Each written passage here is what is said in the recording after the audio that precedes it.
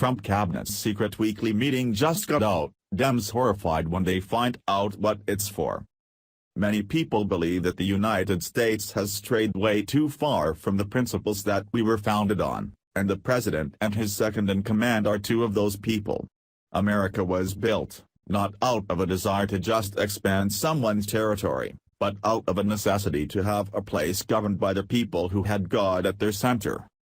Of course, a government by the people and for the people will be guided by whatever the people want, and lately, the people seem to be wanting to steal from one another with bloated social programs, sit around and not produce and point fingers at anyone who tries to keep the peace. This is so incredibly sad, and it stems from a world where Christ isn't a factor in so many people's lives. Thankfully, America woke up, and whether for the sake of religion or economy, we managed to get someone in office who is concerned with doing the right thing. This has caused a huge shift in the way the White House is being run, including one major change that has liberals infuriated and conservatives crying tears of joy.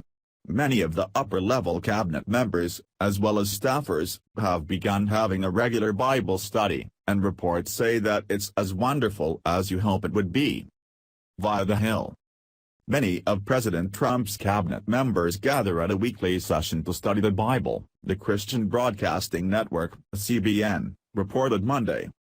Ralph Drollinger, the founder of Capital Ministries, says he leads a weekly Bible study with cabinet members such as Education Secretary Betsy DeVos, Energy Secretary Rick Perry, Health and Human Services Secretary Tom Price and CIA Director Mike Pompeo.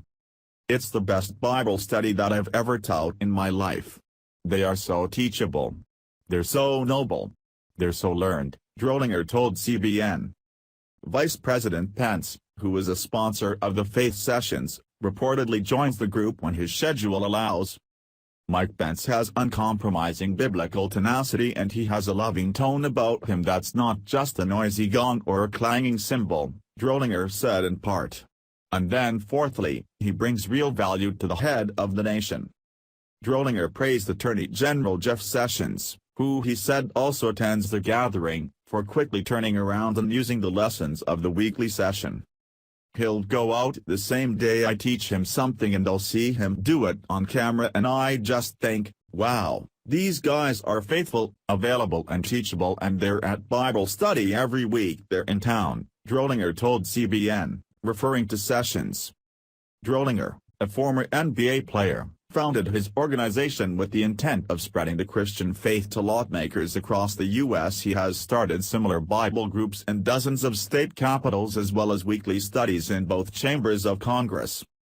A weekly Bible study group with cabinet members, Drollinger said, is likely the first of its kind in almost 100 years.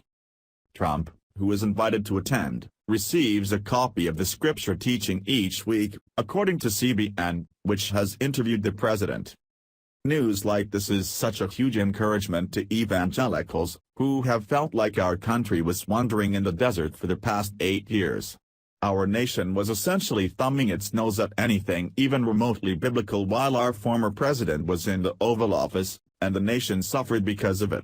Liberals and the media beat Americans over the head with the separation of church and state to the point that we were scared to have anything religious even on public property, which is a gross misinterpretation of the doctrine being cited.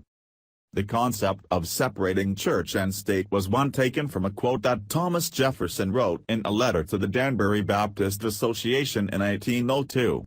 He was attempting to assure them that they would never have to deal with the government meddling in what they could teach in their places of worship. That has been twisted beyond recognition to basically mean that Christians aren't allowed to act out their Christianity on government property. However, President Trump and those he's chosen to surround himself with see the difference and are working to change that. They've invited those who have strong religious beliefs to foster those while at work, in the White House.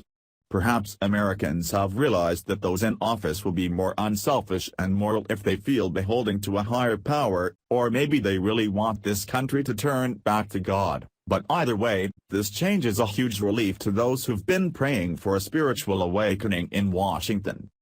Share if you're happy to see the Bible welcome in the White House again. Thanks for watching. Please subscribe Breaking News 365 channel. Goodbye and see you again.